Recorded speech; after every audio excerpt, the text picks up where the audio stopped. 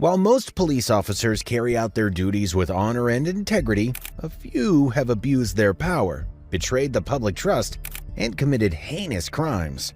From brutal murders to organized crime, these 10 officers crossed the line and faced the consequences of their actions. Join us as we explore their stories, the evidence against them, and the sentences they received for their crimes. Number 1. Wayne Jenkins. Wayne Jenkins was a former police officer and gun trace task force leader in Baltimore, Maryland. The Gun Trace Task Force was a specialized unit of the Baltimore Police Department that was responsible for investigating violent crimes and illegal firearms trafficking. Jenkins had served as a police officer for over a decade before his career ended when he was implicated in a wide-ranging corruption scandal. The investigation into Jenkins and the Gun Trace Task Force began in 2015 when the FBI received a tip that unit members were committing robberies while on duty. The FBI launched an investigation and discovered that Jenkins and his team indulged in various illegal activities, including extortion, theft, drug dealing, and planting evidence.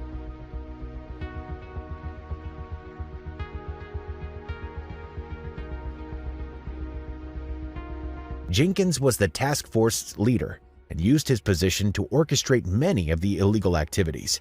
He and his team routinely robbed drug dealers and others they believed had cash and drugs.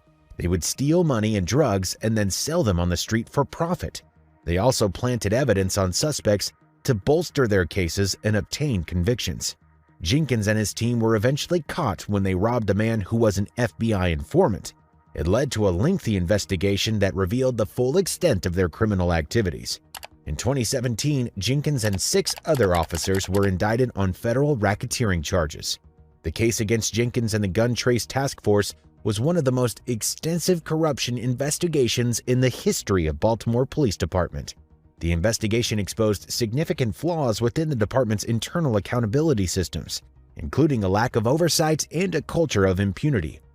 In 2018, Jenkins pleaded guilty to several charges, including racketeering, robbery, and filing false reports. He was sentenced to 25 years in federal prison without the possibility of parole. Jenkins' sentencing was a significant moment in the investigation, as he was considered the ringleader of the criminal enterprise. Jenkins' sentence reminded other police officers and public officials that law enforcement would not tolerate corruption in law enforcement. It was also a reminder that the actions of a few bad actors could profoundly impact the community's trust in the police. Overall, Wayne Jenkins' case is a cautionary tale of the importance of integrity in law enforcement and the devastating impact of corruption on public trust and safety. While the vast majority of police officers are honest and dedicated public servants, it's essential to hold those who engage in corrupt activities accountable for their actions. The case against Jenkins and the Gun Trace Task Force underscores the importance of robust oversight and accountability mechanisms to prevent corruption and ensure that police officers uphold their duty to serve and protect their communities. Number 2. Michael Dotro. Michael Dotro was a police officer in the township of Edison, New Jersey, who committed multiple crimes, including arson, conspiracy to commit official misconduct, and stalking. In 2013, Dotro set fire to the home of a superior officer with whom he had a disagreement with. The officer's family, including 2 children, were inside the home at the time, but fortunately, no one was injured. Dotro also attempted to burn down the home of another police officer he perceived as a rival. In addition to arson, Dotro was charged with conspiracy to commit official misconduct for using police resources to access information about individuals involved in a lawsuit against him. Dotro's legal troubles continued when he stalked his former girlfriend and made false police reports about her. He used his position as a police officer to harass and intimidate her, and even installed a tracking device on her car. He was charged with stalking, falsifying a police report, and computer theft. In 2017, Dotro pleaded guilty to 1 count of conspiracy to commit official misconduct and 1 count of arson. In exchange for his plea, prosecutors dropped the remaining charges against him. He was sentenced to 20 years in prison and is not eligible for parole until he serves at least 17 years.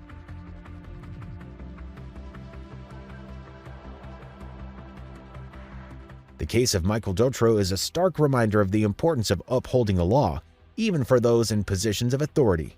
Dotro's actions were a blatant abuse of his power as a police officer and endangered the lives of innocent people. It's crucial for law enforcement agencies to thoroughly vet and monitor their officers to prevent such abuses from ever occurring. Furthermore, the case highlights the need for accountability and consequences for those who engage in criminal behavior, especially when it involves stalking and harassment. It's essential to support the resources of victims of these crimes and uphold perpetrators accountable for their actions. Number 3. Daniel Holtzclaw. Daniel Holtzclaw was a former Oklahoma City police officer convicted of sexually assaulting multiple women on duty. Holtzclaw committed the crimes between December 2013 and June 2014, while Holtzclaw patrolled a low-income neighborhood. Holtzclaw targeted vulnerable women, including those with outstanding warrants or who had criminal histories, believing they would be less likely to report the assaults. He used his position of authority to coerce these women into sexual acts, threatening them with arrest if they did not comply. Holtzclaw's crimes were first brought to light when a woman reported that he had sexually assaulted her during a traffic stop. It led to an investigation which uncovered a pattern of abuse that spanned several months. In total, 13 women came forward with allegations against Holtzclaw. The women described similar experiences with Holtzclaw using his power to intimidate and manipulate them. He would often perform searches or pat-downs that escalated into sexual assaults. He also made suggestive comments and demanded sexual favors in exchange for leniency. During his trial, Holtzclaw maintained his innocence, claiming that the women had fabricated the allegations as part of a conspiracy against him. However, the jury found him guilty on 18 counts, and the judge sentenced Holtzclaw to 263 years in prison. Holtzclaw's crimes devastated his victims, who were already struggling with poverty, addiction, or mental health issues. They were left traumatized and ashamed, with few resources for support or justice. The case of Daniel Holtzclaw represents a disturbing example of the power dynamics and systemic issues that contribute to police brutality and sexual violence. The case also highlights the complex intersection of race, class, and gender in cases of sexual assault. Holtzclaw's victims were predominantly women of color, many struggling with poverty, addiction, or mental illness. These factors made them vulnerable to abuse and less likely to receive support or justice. The fact that Holtzclaw specifically targeted these women underscores the need for a broader conversation about how systemic inequality perpetuates cycles of violence. Furthermore, the trial and conviction of Holtzclaw raised ethical questions about the role of law enforcement in society. As public servants, citizens entrust police officers with protecting and serving their communities. When they abuse that power, they harm individuals and erode the public's trust in law enforcement. Number 4. Zachary Wester. Zachary Wester was a former sheriff's deputy in Jackson County, Florida, who was accused of planting drugs on motorists during traffic stops and arresting them on false charges. The investigation into Wester's conduct began in 2018 when a prosecutor in Jackson County noticed irregularities in the case that Wester was bringing to court. The prosecutor contacted the FDLE, which investigated Wester's conduct. The investigation uncovered a pattern of misconduct and abuse of power that had been ongoing for several years, ultimately leading to his arrest and conviction on numerous charges. According to the FDLE investigation, Wester routinely conducted illegal searches of vehicles during traffic stops and planted drugs or other contraband on motorists. He would then arrest the motorists on false charges and submit false reports to cover up his actions. In some cases, Wester also stole money from the motorists he arrested. The investigation uncovered numerous instances of Wester's misconduct, including at least 12 cases where he wrongly arrested motorists on drug charges. In one case, Wester was caught on his body camera planting a bag of illegal substances in a woman's car. In another case, he arrested a man on drug charges after finding a syringe in the man's truck, even though the syringe was later found to contain no drugs. In August of 2019, Wester was fired from his position as a deputy sheriff. In July 2020, he was arrested and charged with numerous crimes, including racketeering, official misconduct, fabricating evidence, false imprisonment, and drug possession. The court was also charging him with perjury for lying under oath about his conduct during a 2018 custody hearing. In May 2021, Wester was found guilty of 19 of the 67 charges against him, including racketeering, official misconduct, fabricating evidence, false imprisonment, and drug possession. In July 2021, he was sentenced to 12 years in prison for his crimes, and the judge ordered him to pay restitution to his victims. Number 5. Dennis Perkins. Dennis Perkins was a former police officer in Louisiana convicted of sexual crimes against children. The abuse came to light in 2017 when a victim disclosed it to a school counselor, who then reported it to law enforcement.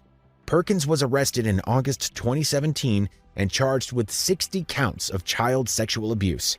At trial, the victims testified about the abuse they suffered at the hands of Perkins.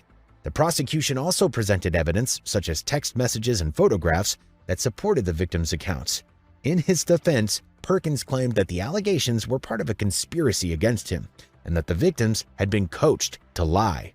However, the judge sentenced him to 100 years in prison without the possibility of parole. Perkins' case drew national attention due to his background as a police officer. Perkins had worked for several law enforcement agencies, including the Livingston Parish Sheriff's Office, the Baton Rouge Police Department, and the Louisiana Attorney General's Office. His conviction raised questions about how he can continue working in law enforcement despite misconduct allegations. Following Perkins' conviction, his wife, Cynthia Perkins, who was also arrested and charged with obstruction of justice. She was accused of bribing one of the victims to recant their testimony and attempt to intimidate this witness. Cynthia Perkins pled guilty to the charges, and as a part of the plea deal, the judge sentenced her to 41 years in prison. Number 6. Braulio Gonzalez. Braulio Gonzalez, a former lieutenant with the Miami-Dade Police Department, was accused of sexually molesting 2 young girls, one of whom was a family member, at gunpoint. He was charged with 7 counts of lewd and lascivious molestation of a child and 1 count of kidnapping. The incidents allegedly occurred for 2 years, beginning in 2011 and ending in 2013 when the victims turned 10. The kidnapping charge was related to his alleged actions during what the jury agreed was his first encounter with one of the minors. He was accused of waking her up, pointing a firearm at her head, and telling her that he would unalive her sibling sleeping in the same bed if she didn't follow him.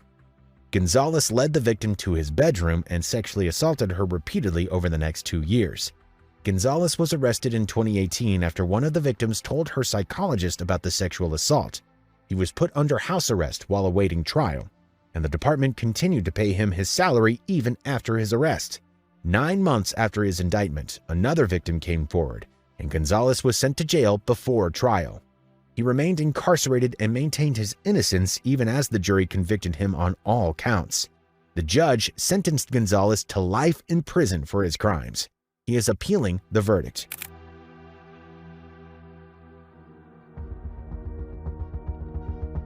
Police records indicate that Gonzalez allegedly assaulted other women before the charges that led to the conviction this week. 3 of his ex-girlfriends claim to have suffered severe injuries after Gonzalez reportedly attacked them, with one suffering a broken nose and another a broken arm, according to police reports. 2 of the women claimed he pointed a firearm at them as well. Despite his superior's knowledge of these incidents, Gonzalez did not lose his job with the Miami-Dade police force. Number 7. Kenneth Blue. Kenneth Blue's crimes as a former police officer shocked the community and law enforcement officials alike. The murder of Jennifer Webb, a 32-year-old pregnant woman, was a particularly heinous crime that Blue committed. According to reports, Blue was the father of Webb's unborn child, but he was married and wanted to keep their affair hidden. He reportedly convinced Webb to meet him in a scheduled area to discuss child support. Once there, Blue allegedly shot Webb and left her to die. A passing motorist found Webb's body and called 911. Investigators were able to track down Blue as a suspect, and evidence, including a bullet casing and a tire track, linked him to the crime scene. In addition, an inmate who had shared a cell with Blue reportedly came forward with information that Blue had confessed to the murder. During the trial, the prosecution presented a wealth of evidence against Blue, including DNA evidence that confirmed he was the father of Webb's unborn child. The defense attempted to argue that Blue was not mentally competent at the time of the murder. Still, the jury ultimately rejected this argument and found him guilty of first-degree murder. Blue was sentenced to life in prison without the possibility of parole, a sentence that was handed down with the hope that it would bring some measure of justice for Jennifer Webb and her family. The case also led to a review of police procedures and protocols and increased awareness about domestic violence and the dangers of police officers who abuse their power.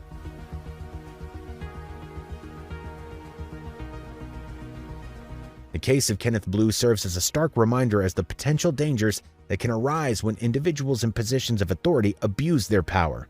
As a police officer, Blue was entrusted to protect and serve the community, but instead he used his position to commit a heinous crime and cover up an affair. The consequences of his actions were devastating, not just for Jennifer Webb, but for her family, the community, and the reputation of law enforcement as a whole. While the sentencing of Blue brought some closure for those affected by this crime, it also raised important questions about the need for increased oversight and accountability for law enforcement officials. In the wake of the case, many have called for better training and support for police officers and increased scrutiny of police officers who exhibit signs of mental illness or instability. Number 8. David Carrick. David Carrick had a short stint in the British Army before joining the Metropolitan Police as a police officer in 2001. In 2009, he became part of the Parliamentary and Diplomatic Protection Team. However, in 2002, allegations of domestic abuse were levied against him. Despite receiving multiple complaints about his behavior, Carrick was recertified to remain an armed police officer in 2017. His colleagues called him Bastard Dave due to his penchant for cruelty. Between 2003 and 2020, Carrick met several women on dating apps like Badoo and Timber, whom he later abused and sexually assaulted. Using his job as an armed police officer, he gained their trust and controlled them through physical and emotional abuse. Carrick degraded his victims, physically and sexually assaulted them, and imprisoned them in small spaces. In October 2021, another woman reported that Carrick had sexually assaulted her a year earlier. She decided to come forward in response to the kidnapping, sexual assault, and death of Sarah Everard by another Metropolitan Police officer. Carrick was arrested and suspended from police work. Initially, he pleaded not guilty to all charges against him. In December of 2022, at the Old Bailey Criminal Court in central London, Carrick pleaded guilty to 49 charges, including 24 charges of sexual assault involving 12 female victims. On 16th of January 2023, at Southwark Crown Court, he pleaded guilty to 4 more charges. In the aftermath of Carrick's conviction, the Metropolitan Police re-examined past claims of domestic abuse or sexual offenses against Met officers and staff and investigated around 1,000 of its 45,000 employees. Carrick's sentencing began on the 6th of February 2023 at Southwark Crown Court. He received 36 life sentences with a minimum term of 30 years plus 239 days on the 7th of February 2023, meaning he must serve that long in prison before becoming eligible for parole. He'll become eligible for parole on 2nd of May 2052. Number 9. Wayne Couzens. Wayne Couzens was a former Metropolitan Police officer who worked for the force for nearly a decade. He was serving as a member of the Parliamentary and Diplomatic Protection Command at the time of his arrest. It's the same unit where David Carrick worked, who was also a former police officer with the Metropolitan Police. Both men abused their power and position as police officers to commit heinous crimes against vulnerable women. He was convicted of kidnapping, sexual assault, and murder of Sarah Everard in March of 2021.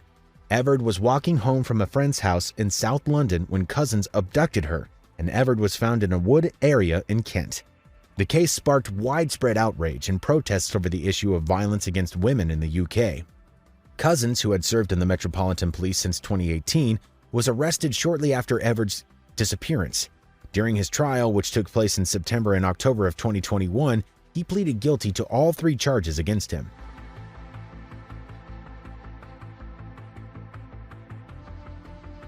The court heard how he had used his police training and equipment, including handcuffs and a police ID, to kidnap Everard and then sexually assault and take her life.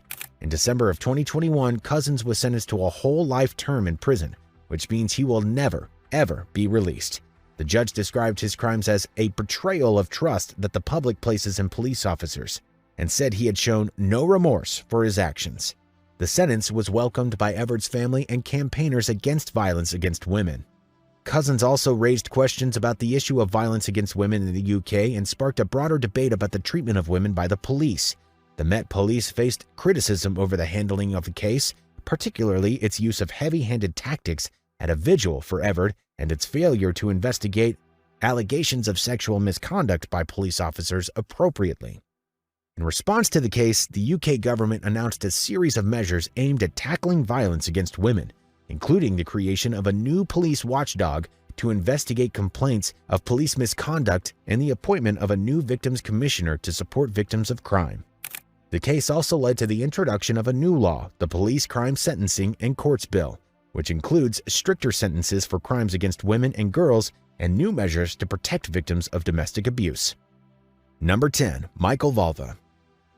Michael Valva was a former New York City police officer convicted of second-degree murder in the death of his 8-year-old son, Thomas Valva, and sentenced to 40 years to life in prison. The case began on January 17, 2020, when Michael Valva called 911 to report that his son Thomas had fallen in their home and was not breathing. Thomas was rushed to the hospital, where he was pronounced dead. However, an autopsy revealed that Thomas had passed of hypothermia, and investigators ruled it as a homicide. Further investigation revealed that Thomas had been subjected to horrific abuse by Michael Valva and his fiancée, Angela Polina, who was also charged with second degree.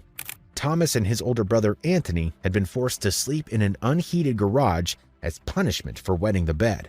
Temperatures in the garage reportedly fell as low as 19 degrees Fahrenheit, -7 degrees Celsius, causing Thomas to suffer severe hypothermia. Prosecutors also presented evidence that Michael Valva had a history of abusing his children, including Thomas and Anthony. Valva's ex-wife, Justina Zabka Valva, had reported the Child Protective Services that Valva was abusive toward their children and had a history of neglecting them. However, despite these reports, Valva was able to retain custody of his children.